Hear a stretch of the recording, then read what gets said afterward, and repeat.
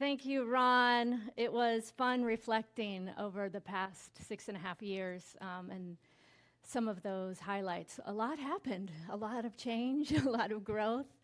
And my hair, yeah. So I just want to start with a deep breath. Breathing in just to anchor into this now present moment amidst the bittersweet emotions, knowing that today is not just another Sunday talk, it is a threshold moment. Ron, you gonna carry me over the threshold? For me and for this community, yes? So for over 6 years, Ahava has been my spiritual home, my sanctuary, my playground, my spiritual classroom. It's where I've grown and stretched and explored and stumbled and experimented. I've spoken with conviction and sometimes doubt. I've danced with joy. I've cried. And I have stood here offering today this final talk as your senior minister. Hopefully not a final talk, because I'm not leaving Lexington area and would love to be a guest at other times. But I can't help but notice how perfect the CSL theme is for this moment. Not only for my life, but for this community and for our country. So embracing the edge, which is based on the book of this month, Howard Thurman's The Inward Journey. And today's topic, living on the inner edge. Living on the edge. I almost wondered if that was going to be the song. So what do we mean by edge, right? So those edges, those sacred places where something's ending and something new is emerging. The Science of Mind teaching offers us this radical reassurance when Dr. Ernest Holmes says, the standards of the human race are always in a state of flux, but the standards of spirit are ageless, timeless, and unvarying. It is perfect nonetheless. And the world's standards or ideals are always changing, right? Like who you're supposed to be, how you should look or show up in order to be accepted by the status quo. The standards of beauty, of style, of what it means to succeed. These things are always changing in the world, and they can seduce you into believing you are not good enough just as you are, if you give more faith and credence to those things than to the eternal nature of spirit that you are. Spirit within you, or what I like to call your always self. I had that insight, maybe even with a moment with Deborah. And I was like, I'm really deconstructing all the ways that spirituality is showing up as hierarchical and patriarchal. And so we say we have a higher self, but why does it have to be higher? It's just our always self, right? It's who we always are. So it's that aspect, yeah. Divine insight, it comes through in fun moments. So it's that aspect of the eternal nature of who you are. It's your truth, the inherent divine perfection and wholeness of who we are. There's nothing outside in this world of form that we can chase that will somehow make us better or more whole. You already are. You are worthy just as you are. And to rest in that knowing and that awareness and true acceptance of who we are is bliss. It's contentment. And it's the place where new possibilities come to light.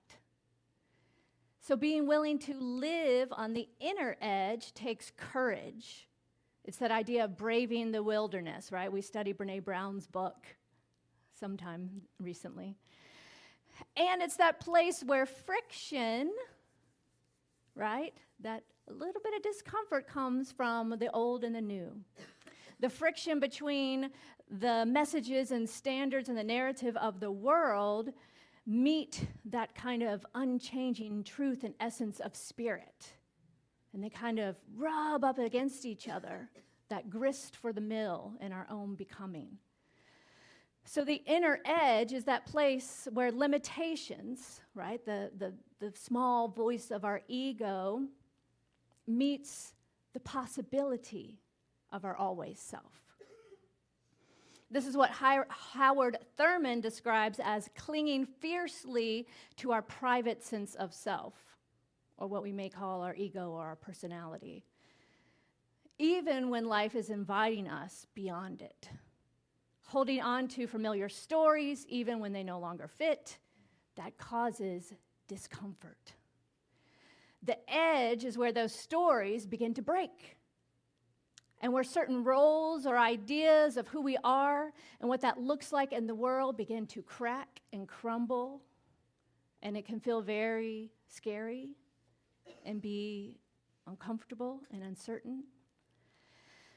But what if this discomfort isn't a bad thing to resist? What if it's an invitation to live into something new that is calling us more into alignment with our always self? We all have an inner growth edge where what was once comfortable and familiar no longer fits who we are becoming. And we're called to surrender with faith and trust, knowing that the universe is leading and guiding and has our back. It often shows up as friction, either internal or external, and often both. Sometimes it looks like self-doubt or fear of being seen, or fear of being judged, or fear of being misunderstood, right? It's that voice sometimes that says, "Who do you think you are?" Or "Don't rock the boat," or "Be too much." For me, that voice has shown up many times over the past 6 years as I've grown and stretched into my authentic leadership and vision for ministry. It's crept in many nights as an uncomfortable whisper, wondering if I was doing it right, if I was good enough, if I was meeting others' expectations. It got louder as I spoke about justice and equity and for marginalized folks and the inherent sovereignty of all beings and the power of love as a radical healing force and as the healer to usher in this new world that works for all. It questioned me when I felt the stirrings of something new, something unnamed, beginning to tug at my heart through the discomfort of often feeling like a square peg in a round hole. The old model of church no longer fitting. And so I stood on the leading edge asking, what does spiritual community look like today and for the next generation, and what is emerging? And what is the world calling for so that this teaching can continue to spread and grow and be relevant? And so my ideas often were met with resistance from some and embraced by others. So guess what? You can't please everyone. So you might as well please yourself. Take that however you want. So try living into your authentic voice. I'm not saying it's easy, y'all. It's a journey. It takes discernment. It takes a willingness to be in the discomfort. So as I began to lean into that edge, that inner edge, instead of pulling back or trying to mold myself into something that I was not or could not be or could not fit comfortably into structures and standards of something that was not me, something within me and my world began to expand. New ideas and opportunities and people and resources came forth to support this resonant idea that I began to percolate around queer spiritual community. The nature of the universe is always growing and expanding, and so are we. Ernest Holmes reminds us there is that within every individual which partakes of the nature of the universal wholeness. And since it partakes of the nature of the divine being, we are divine. Or as Octavia Butler says in the parable of the sower, a little bit more poetic, all that you touch, you change. All that you change, changes you. The only lasting truth is change. God is change. So that means that the edge is not a place of failure. It's a place of remembering the truth of who we are and growing more into that becoming. So what if we approached our inner edge not with judgment, but with curiosity? Not with criticism or self-doubt, but with grace and compassion for the personal and collective expansion that it indicates. What if the very place where we feel unsure is the place Spirit is gently calling, come closer, come closer? What if witnessing the inner edge of our country being stretched and calling into something new, right? What if that is what is occurring right now, and that is the perspective we were to have with our world events that are occurring? What if it's that discomfort of the inner edge of the collective consciousness of our country that is being stretched and called into something new? And we all know, especially those who have actually given birth, that that is a very uncomfortable and sometimes painful process. But we keep doing it, right? We keep growing and expanding and birthing something new. A new way of being is being called forth by the collective consciousness to create a world that works for all, that honors the inherent beingness and sovereignty and agency of all beings. And the friction we are experiencing in the collective is a reflection of our own inner becoming. Are we willing to meet the occasion? To grow and to change in order to experience the awakening of humanity to its spiritual magnificence. And this requires seeing yourself and others and our country and our leaders through the eyes of Spirit. Spirit cannot possibly have an idea that is less than whole. Spirit does not see your flaws. Spirit does not track your mistakes. Spirit does not rank your worth. Spirit acts with divine order. It expresses beauty, and it exists as wholeness.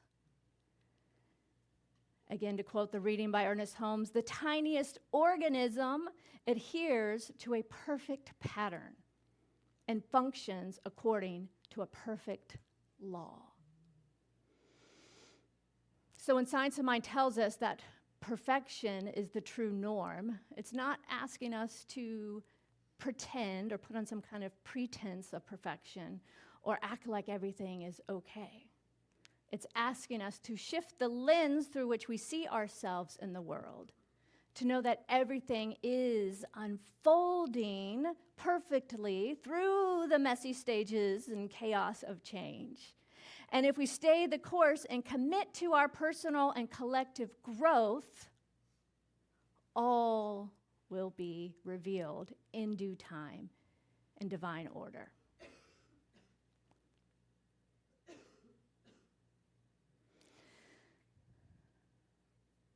This idea has been my spiritual anchor as I step into this next chapter, or really it's a whole new book, through the creation of this new focus ministry, Queer Spirit Collective. To say yes to this new vision, I had to confront my inner edge, give myself time and space to just be and breathe, to loosen my grip on what was so familiar, this. I had to trust that the same Spirit that has guided me all along and guided me here is now guiding me on this next step of the journey. And to remember, as Holmes says, the possibility of the law are infinite, and the possibilities of using it are limitless. And limitless doesn't mean easy, but it does mean supported. Ease. Not easy, but with ease. Howard Thurman speaks of that all too familiar dance where we stretch beyond ourselves and then, that feels uncomfortable, unfamiliar, I'm scared, and we retreat back to safety. And we were like, okay, I'm doing this, and what am I doing? No. Whoop, right? Back and forth, back and forth.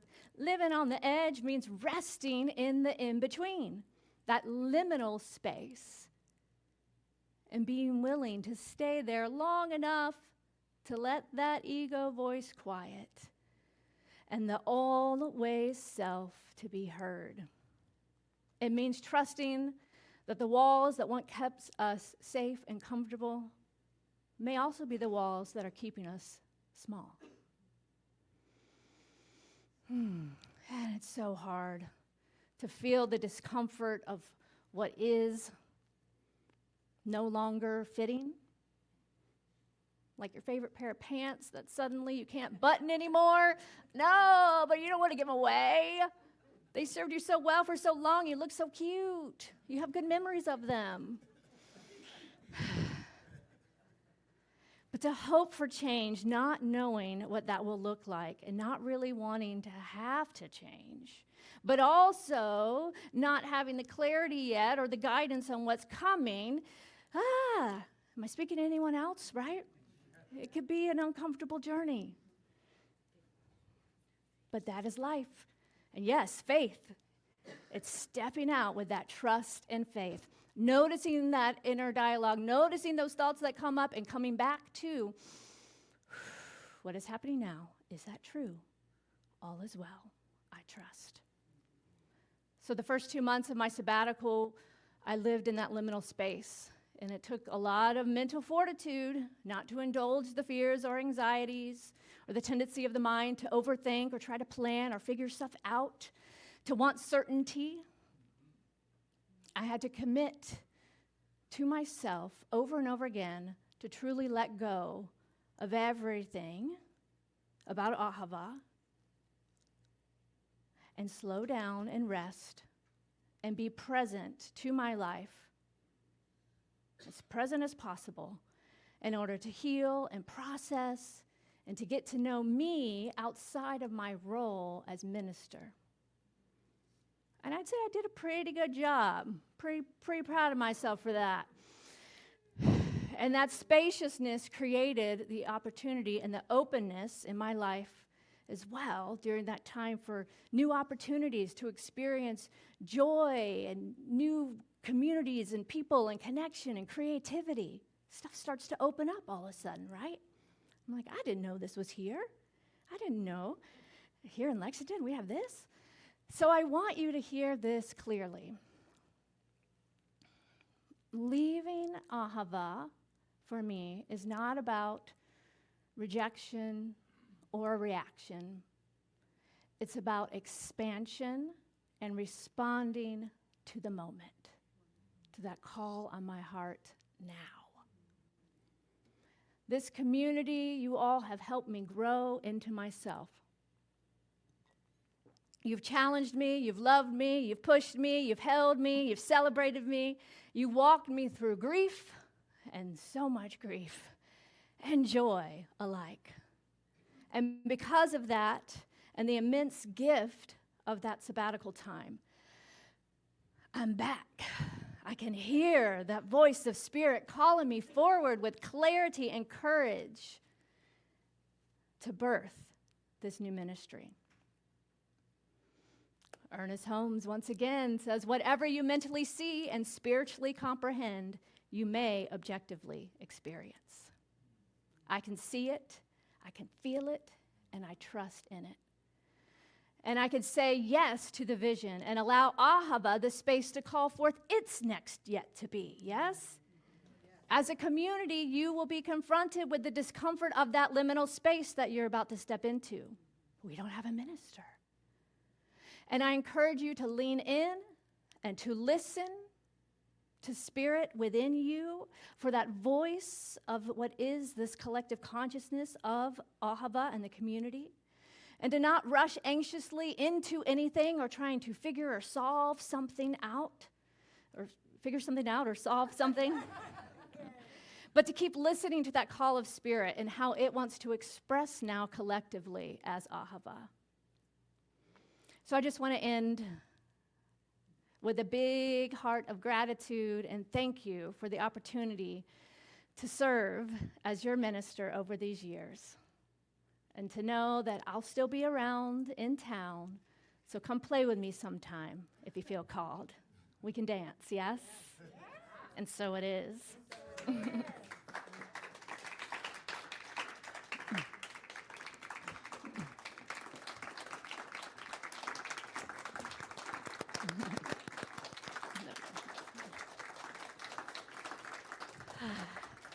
So let's pray, yes?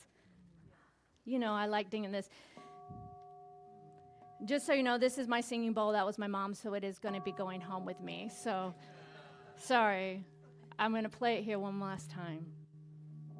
And we'll use this to anchor into prayer.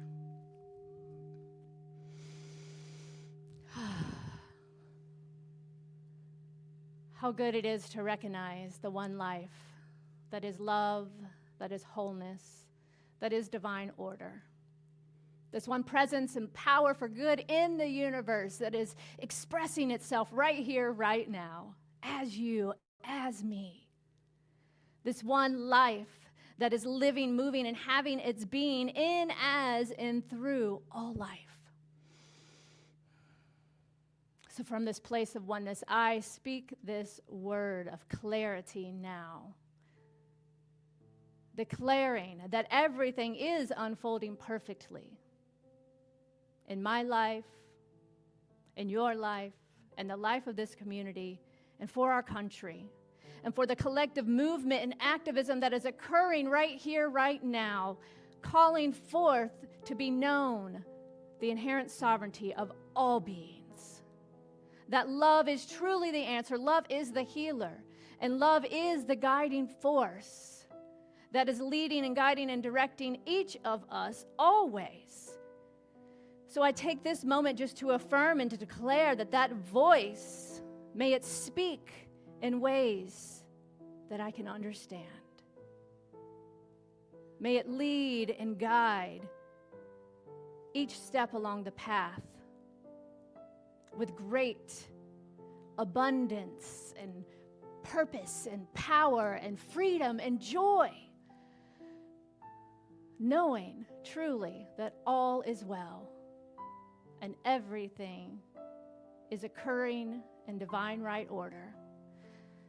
That there is an energetic resonance that is calling forth as we move through the world as vibrational beings, attracting those that are interested in playing in the same level that we are interested in playing and being in this world.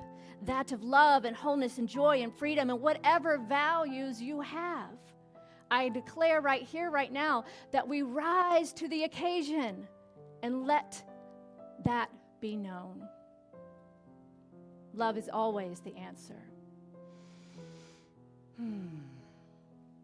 So I'm so grateful to speak this word, so grateful to know this truth, and so grateful to claim it as so.